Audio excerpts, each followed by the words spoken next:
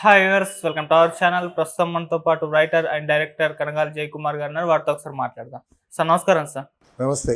Sir మీరు ఎప్పటి నుంచో కూడా 90s కాలంలోని సినిమాలని మనతో చెప్తూ వస్తున్నారు, ప్రేక్షకులతో పంచుకుంటూ వస్తున్నారు. ఎన్నో సినిమాలు మీ ప్లేలిస్ట్లో కూడా యాడ్ అయిపోయాయి సార్. మరి ఇవాళ కూడా మా కోసం, మా ప్రేక్షకుల కోసం ఒక మంచి సినిమా గురించి చెప్పండి సార్. ఏ సినిమా అయినా పర్లేదు సార్. మంచి సినిమా అంటే చాలా వినోదాన్ని పంచే సినిమా. సో సినిమా అంటేనే వినోదం. ఆ వినోదం పాలు ఎక్కువయ్యేటటువంటి సినిమాలు, అద్భుతమైనటువంటి సినిమాలు ఇంతకుముందు చాలామంది తీశారు. అటువంటి కేటగిరీలో వచ్చినటువంటి చాలా వినోదాత్మకమైనటువంటి సినిమా మిస్సమ్మ. ఆ మిస్సమ్మ కథ నుంచి ఆ సినిమాని ఇన్స్పిరేషన్ తీసుకుని చాలామంది చాలా కథలు అల్లారు.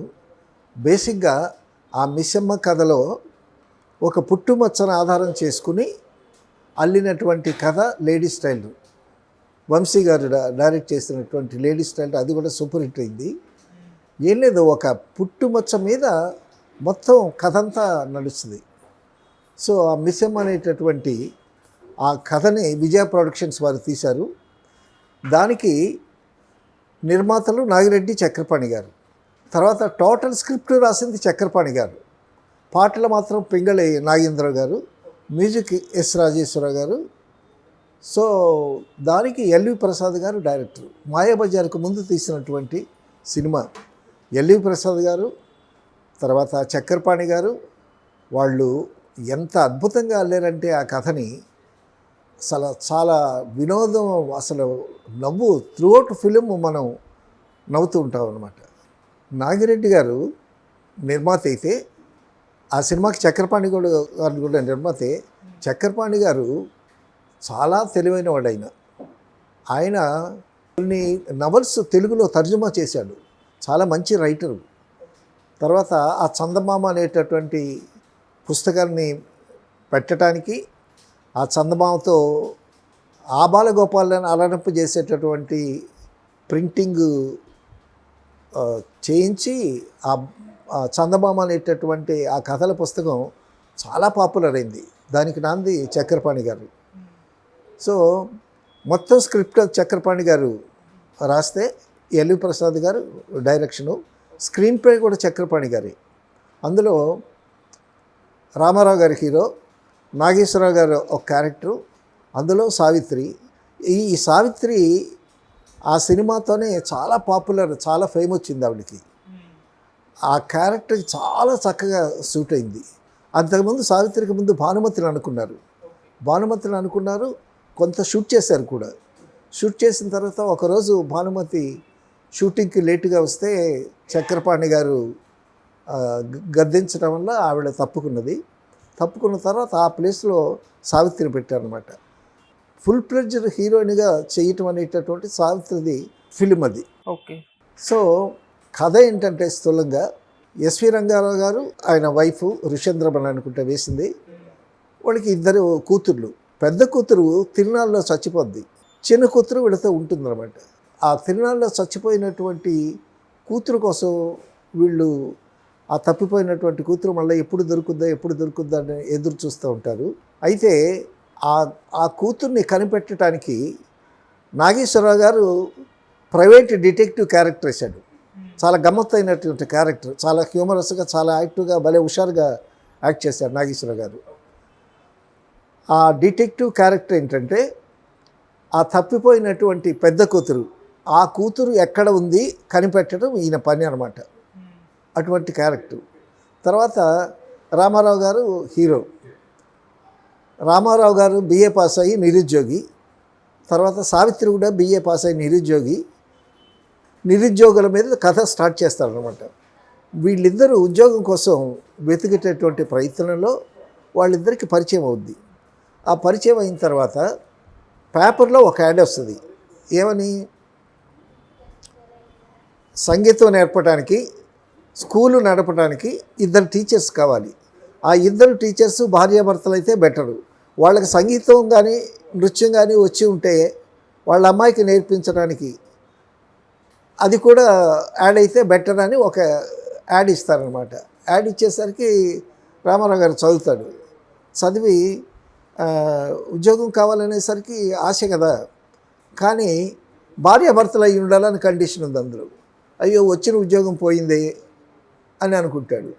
అసలు ఏమిటంటే సావిత్రి అడిగితే అప్పుడు విషయం చెప్తారన్నమాట. అప్పుడు రామారావు గారు ఓ చిన్న ప్లాన్ వేస్తాడు. ఏమండి మీరు బిఏ పాస్ అయ్యారు, ఖాళీగా ఉన్నారు, నేను బిఏ పాస్ అయ్యాను, ఖాళీగా ఉన్నాము, కానీ మనకు ఉద్యోగం కావాలి. సో ఉద్యోగం కావాలంటే భార్యాభర్తలు అయి ఉండాలని అంటున్నారు. మన ఇద్దరం భార్యాభర్తలుగా నటించి ఆ ఉద్యోగాలు సంపాదించి జీవనోపాధి గడుస్తుంది కదా అది ఇది అని అంటే ఆవిడ ముందు ఒప్పుకోదు సావిత్రి. ఒప్పుకోకుండా తర్వాత ఈయన కన్విన్స్ చేస్తే అప్పుడు ఒక 2 నెలలు బాకీ, ఒక 400 బాకీ పడ్డారు ఒకళ్ళకి. రమణారెడ్డి అనేటటువంటి క్యారెక్టర్ ఒకటి ఉంటుంది. ఆ క్యారెక్టర్ ఏమో ఈ సావిత్రిని పెళ్లి చేసుకో అని వెంటబడుతుంటాడు.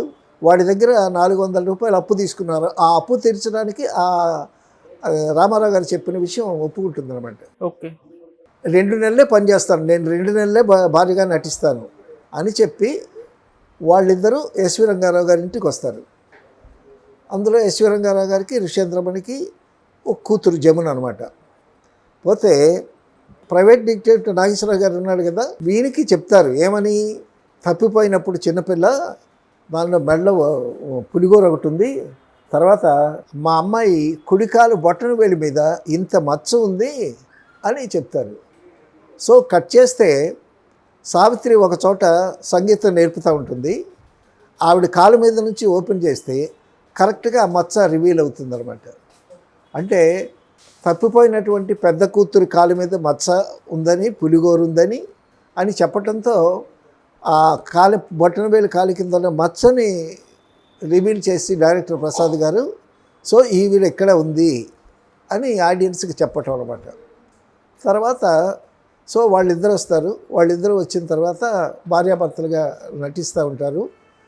ఆఖరికి ఈ అమ్మాయి క్రిస్టియన్, సావిత్రి క్రిస్టియన్. అంటే జాతరలో తప్పిపోతే ఒక క్రిస్టియన్ పేరెంట్స్కి దొరికిందనమాట సావిత్రి. దొరికితే వాళ్ళు పెంచుకున్నారు, పెంచి చదివించి పెద్ద చేసి డిగ్రీ చదివించారు.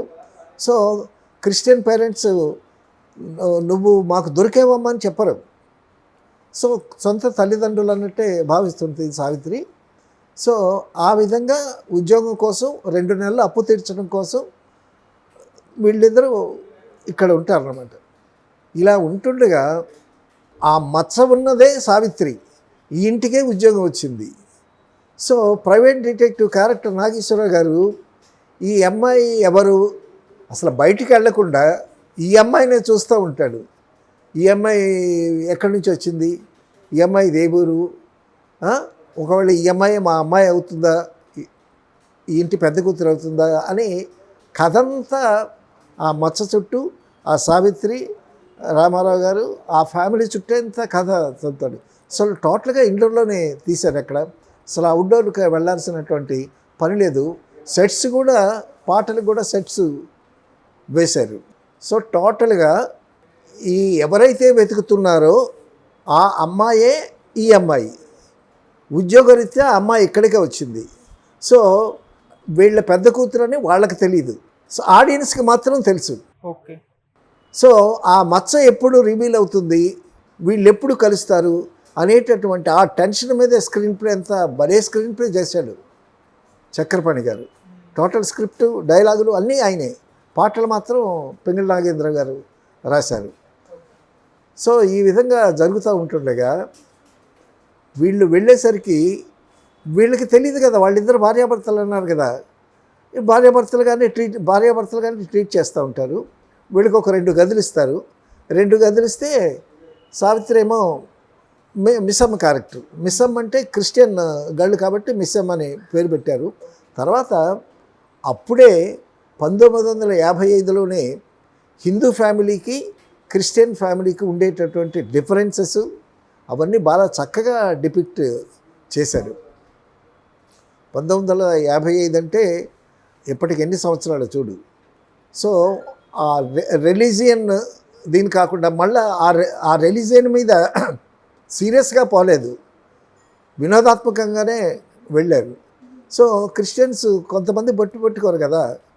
సో ఈ ఫ్యామిలీ వచ్చేసరికి ఏంటమ్మా బొట్టు పెట్టుకోలేదు నువ్వు, అది ఇదని బొట్టు పెట్టడం, ఈ సావిత్రి విసుకోవటం, తర్వాత ఈ భార్యాభర్తలు అని అంటే ఈవిడికి విసుగొచ్చేస్తూ ఉంటుంది. చాలా పొజిటివ్ క్యారెక్టర్ సావిత్రి అలగటం, రామారావు అలక తీర్చటం, ఆ అలిగేటటువంటి కోపం వచ్చినప్పుడు సావిత్రిని చూడాలి, బొంగమూతి పెట్టిన ఎంత అందంగా ఉందో సావిత్రి, బ్యూటిఫుల్ పర్ఫార్మెన్స్. మరి అప్పటికే అమ్మాయికి అంత మెచ్యూర్డ్ యాక్టింగ్ ఎలా వచ్చిందో తెలియదు. మరి ఎల్వి ప్రసాద్ గారు అమ్మాయిని ఎట్లా తీర్చిదిద్దారో, కానీ చాలా బ్యూటిఫుల్ ఎక్స్ప్రెషన్స్ ఇచ్చింది. వీళ్ళిద్దరికి 2 గదులు ఇచ్చారు. గదిలిస్తే మధ్యన తలుపేసుకొని ఆ అమ్మాయి ఎటు ఉంటుంది, ఈయన ఇటు ఉంటాడు. వాళ్ళు మాత్రం వాళ్ళని చూడటానికి వచ్చేటప్పుడు మాత్రం ఇద్దరు కలిసి ఉంటారు. సో దానికి రాజేశ్వరరావు గారు చాలా అద్భుతమైనటువంటి మ్యూజిక్ ఇచ్చాడు, అద్భుతమైనటువంటి పాటలు అందులో.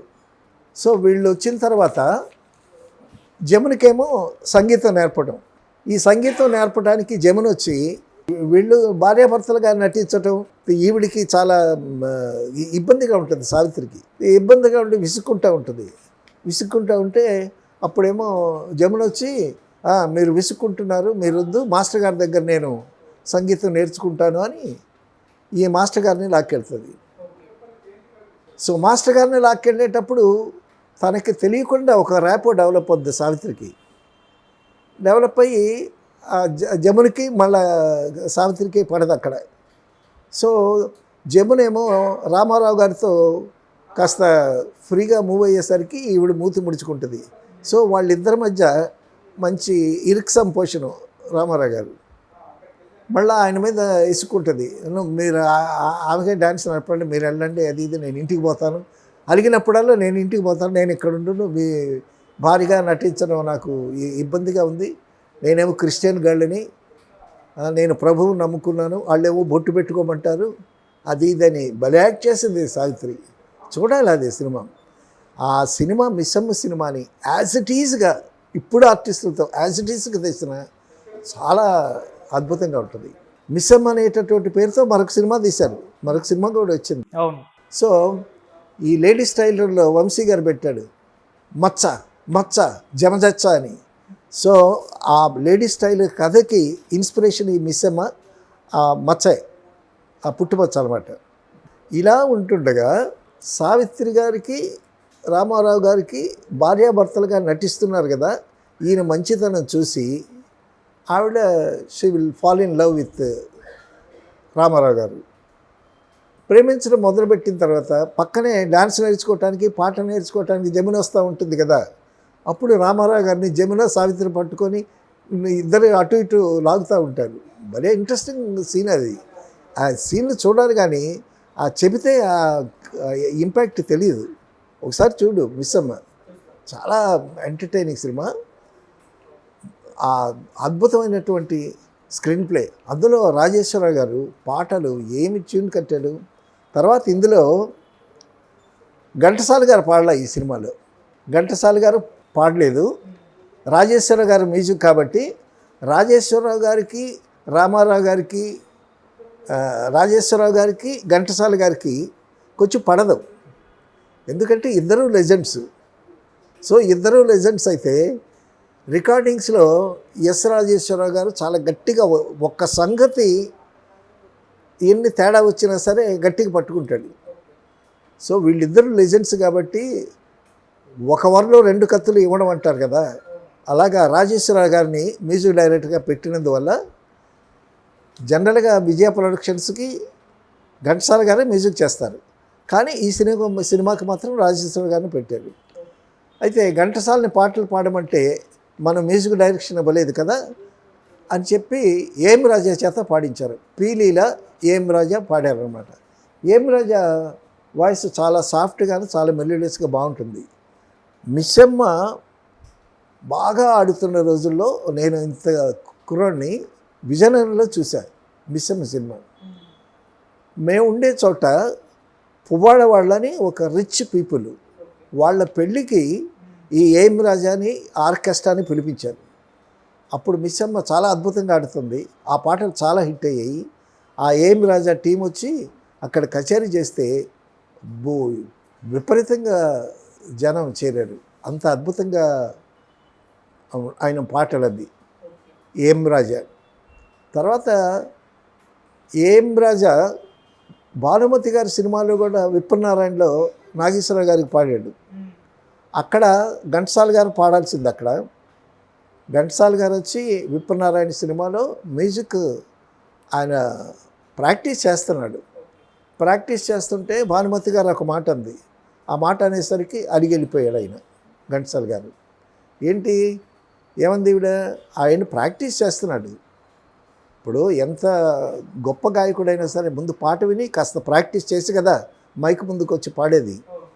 భానుమతి ఏమో ఇది విజయ ప్రొడక్షన్స్ కాదు, బాగా పాడండి అని ఏదో ఒక మాట ఉంది. అనేసరికి విజయ ప్రొడక్షన్స్ అంటే ఆయనకి మాతృ సంస్థ కదా ఘంటసాల గారికి. అలా అనేసరికి ఆయన లేచి ఓడిపోయాడు. అప్పుడు ఏమి రాజైతేనే పాడించింది విప్పనారాయణ సినిమాలో భానుమతి. సో ఘంటసాల గారికి కొంచెం ముందనుకుంటా ఏమి రాజా. చాలా మంచి వాయిస్, చాలా మెలోడియస్గా ఉంటుంది. అంటే ఘంటసాల గారు అంత గంభీరంగా ఉండదు కానీ వాయిస్ మెలోడియస్గా హాయిగా ఉంటుంది. తర్వాత ఈ రేలంగికి ఒక బ్రహ్మాండమైనటువంటి క్యారెక్టర్ పెట్టాడు. రేలంగి 2 పాటలు సొంతంగా పాడాడు ఆ సినిమాలో. Comedy character.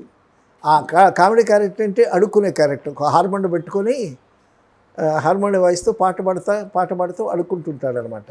ఎవరుగా అనిపించిన కాస్త తైలం ఇవ్వండి అనే తైలం అనేటటువంటి మాటని చాలాసార్లు రిపీట్ చేసి మంచి ఎంటర్టైన్మెంట్ సృష్టించాడు రేలంగి. ఆ రేలంగి కూడా వీళ్ళిద్దరూ భార్యాభర్తలుగా నటిద్దామని ఇంటికి వచ్చారు కదా.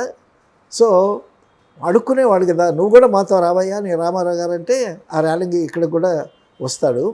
ఆ రేలంగిని నాగేశ్వరరావు గారు ప్రైవేట్ డిటెక్టివ్ కదా, వీళ్ళతోనే ఈ భార్యాభర్తలుగా నటిస్తున్న వాళ్ళతోనే ఉంటున్నాడు కదా రేలంగి. ఆ రేలంగి దగ్గరికి వచ్చి ఆ అమ్మాయి వివరాలన్నీ అడుగుతూ ఉంటాడు.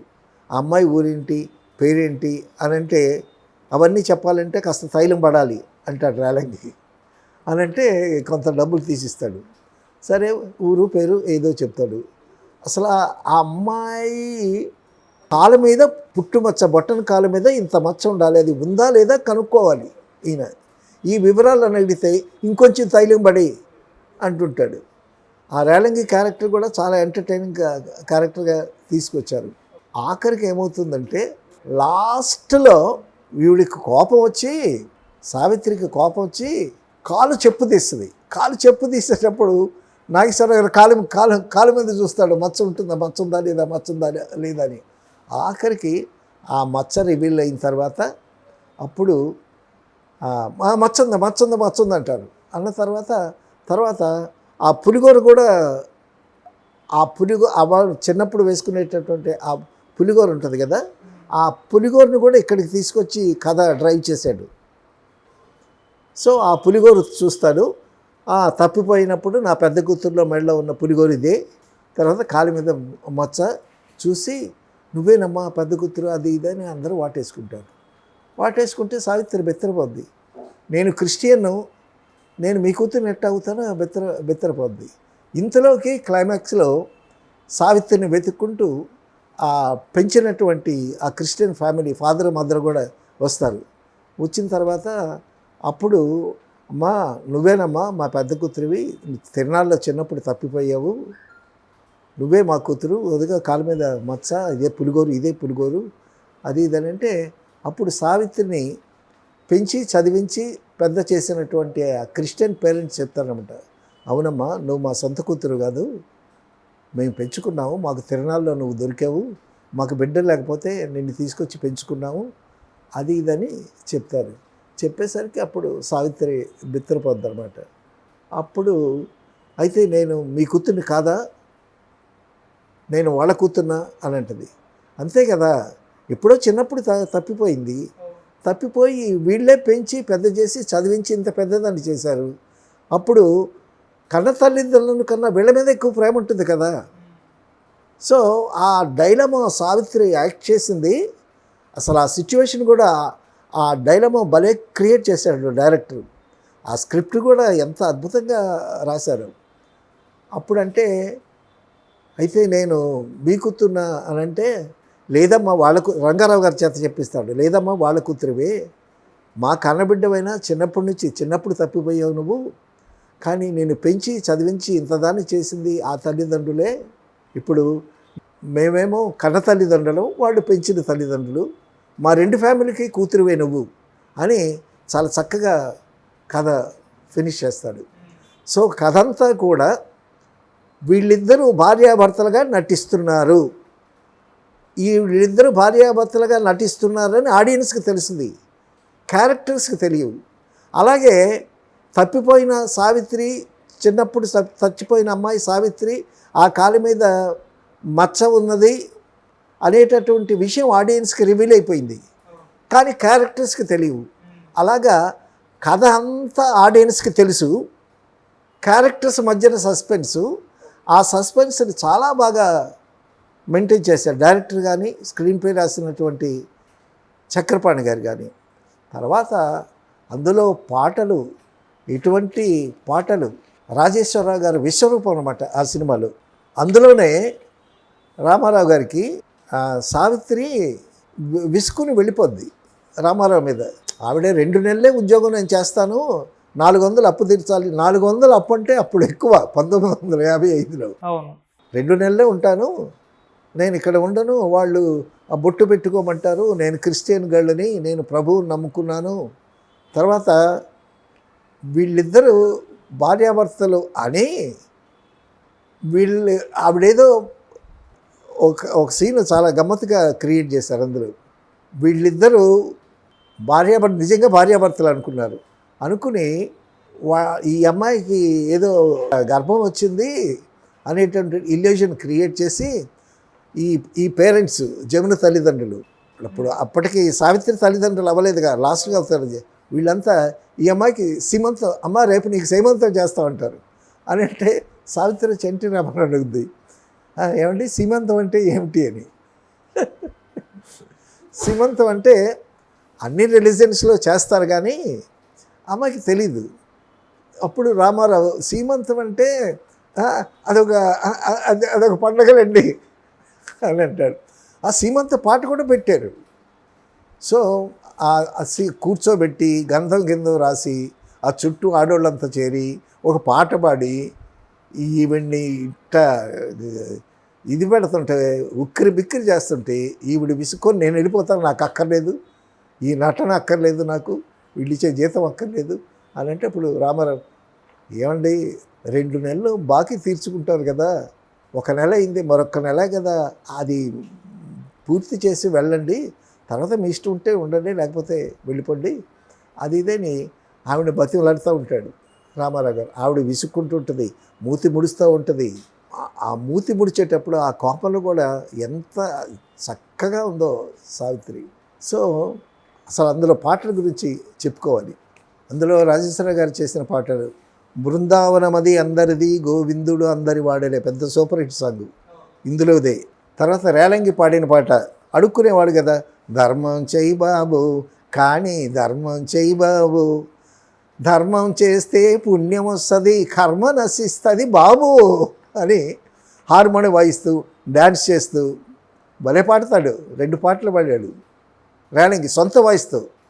అంటే అప్పుడు ఆర్టిస్టులకు ఉండేటటువంటి స్కిల్స్ని ఇప్పుడు మామూలుగా రామారావు గారికి వాళ్ళందరికీ ప్లేబ్యాక్ ఏం రాజా పాడాడు, ఇతను కమెడియన్ కదా, కాబట్టి ఇతను కాస్త కోస్త పాడేటటువంటి జ్ఞానం ఉండుంటుంది. ఆ విధంగా కూడా వాడుకున్నారు రేలంగిని. రేలంగి మొట్టమొదట పి పుల్లయ్య గారి దగ్గర ఒక అసిస్టెంట్గా చేరాడు. అసిస్టెంట్ అంటే ఏ పనైనా చేయటం. పుల్లయ్య గారికి పర్సనల్ అసిస్టెంట్, ఇప్పుడు హీరోలకి పర్సనల్ అసిస్టెంట్స్ ఉంటారు కదా, అలాగే చేరాడు. ఏ పనైనా చేసేవాడు అనమాట. అలాగ బాయ్గా చేరి తర్వాత నెమ్మదిగా చిన్న చిన్న వేషాలు వేస్తూ ఆఖరికి పెద్ద కమెడియన్ అయ్యి ప్రతి సినిమాలో రేలంగి ఉన్నాడా లేదా అనేటటువంటి స్థాయికి ఎదిగాడు రేలంగి. తర్వాత ఈ భారీగా నటించటం, ఆ సీమంతం గంగిరెద్దులాగా ఆవిడని అలంకరించి పాట పాడటం, వీటన్నిటికీ ఇది తట్టుకోలేక సావిత్రి ఆ మేరీ మాత దగ్గరికి వచ్చి ఒక పాట పాడుద్ది. ఆ పాట చాలా పాపులర్ అయింది. ఏంటి తెలుసా ఆ పాట? కరుణించు మేరీ మాత శరణింక మేరీ మాత, నీవే శరణింక మేరీ మాత. అసలు క్రిస్టియన్ సాంగ్స్ ఎలా ఉంటాయో అంత అదే స్టైల్లో చక్కగా మ్యూజిక్ చేశాడు రాజేశ్వర గారు. ఆ పాట చాలా పాపులర్ అయింది. తర్వాత ఆ క్రిస్టియన్ ఆ సాంగ్ కోసం క్రిస్టియన్స్ ఆ సినిమా చాలామంది చూశారు. అంత పాపులర్ అయింది ఆ సాంగ్.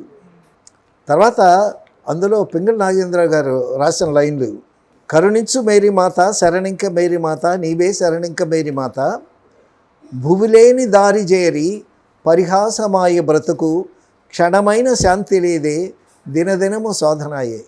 ఈ క్రిస్టియన్ సాంగ్స్కి కొన్ని పడికట్టు పదాలు ఉన్నాయి. పరిశుద్ధాత్మని, శాంతి అని అటువంటి పదాలు కూడా వేసి రాశాడు పింగళి నాగేంద్ర గారు.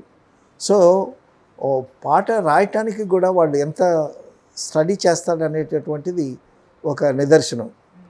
తర్వాత ఇంకా అద్భుతమైనటువంటి పాట ఈ చీటికి మాటికి సావిత్రి విసుక్కొని మూతి ముడుచుకుంటుంది కదా.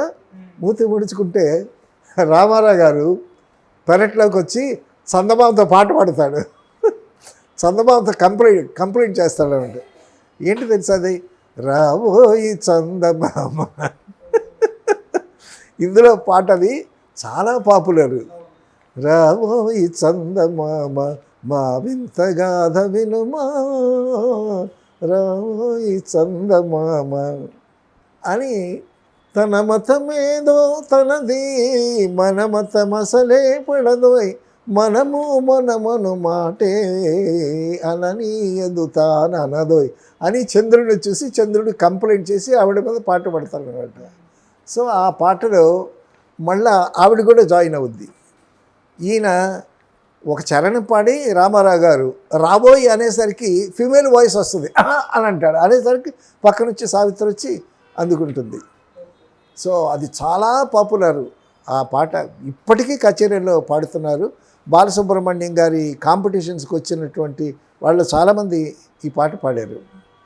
ఈ పాటని ప్యారడీ కూడా చేశారు తర్వాత రాజేశ్వరరావు గారు విశ్వరూపం అయ్యా ఎంత బాగా చేశారు అప్పట్లో. చాలా చిన్న వయసు అయింది రాజేశ్వరరావు గారు, బాలమేధావి ఆయన. అందుకే అంత సూపర్ హిట్, మ్యూజికల్ హిట్ ఆ సినిమా. కథపరంగా అందులో పెట్టినటువంటి కామెడీ కీమెడీ అవన్నీ వినోదం అంతా బాగానే ఉంది. తర్వాత ప్రతి పాట హిట్. బృందావనమది అందరిది, గోవిందుడు అందరి వాడేలే, ఎందుకే రాదా ఈ సువసూయను, అందములందరి ఆనందములే అనే పాట కూడా ఇందులో ఉంది. అది పెద్ద హిట్. అందులో ప్రతి పాట హిట్టే. తర్వాత అప్పుడు సినిమాయే కదా ఎంటర్టైన్మెంట్. సో ఎగబడి జనాలు చూశారు ఆ సినిమాని. తర్వాత వీళ్ళిద్దరూ రామారావు గారి మీద సాఫ్ట్ కార్నర్ ఏర్పడి తర్వాత సావిత్రి ఆయన్ని ప్రేమించిన తర్వాత మళ్ళా అక్కడ ఒక పాట పెట్టాడు. మళ్ళీ చందమామ దగ్గర పాట. ఆ చందమామ పన్నెండు అంతా సెట్ వేశారు. అక్కడ పాట ఏమిటో నీ మాయా ఓ చల్లని రాజా వెన్నెల రాజా, ఏమిటో నీ మాయా అని ఒక పాట.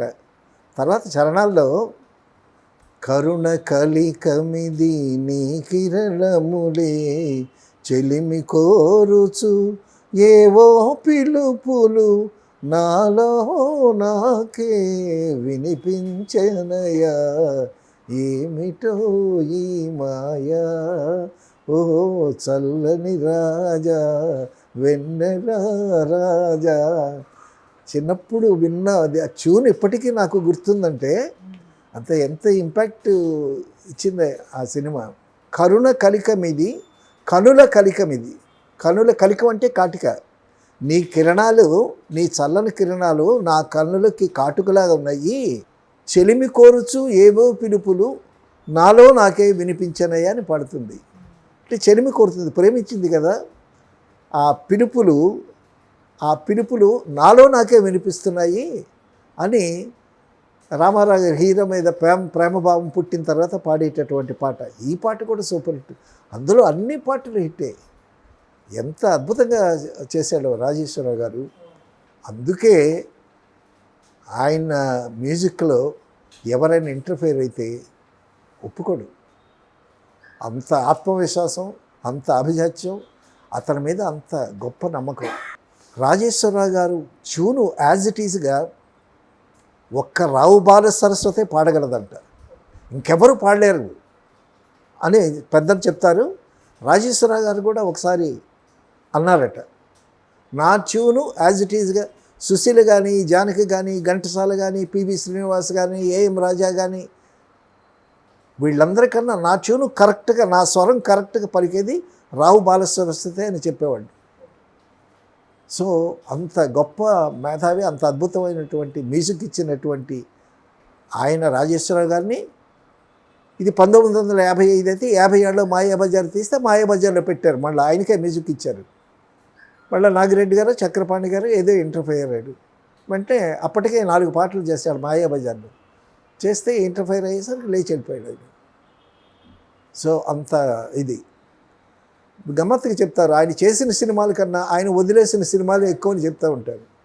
అటువంటి మేధావి రాజేశ్వర గారి music, Marcus Bartley photography, screenplay, script, Chakrapani గారు, నాగిరెడ్డి చక్రపాణి గారు నిర్మాతలు. సో రామారావు గారు, నాగేశ్వరరావు గారు, జమున, సావిత్రి, రేలంగి, ఇటువంటి అద్భుతమైనటువంటి కళాకారులు చేసినటువంటి గొప్ప సినిమా మిస్సమ్మ.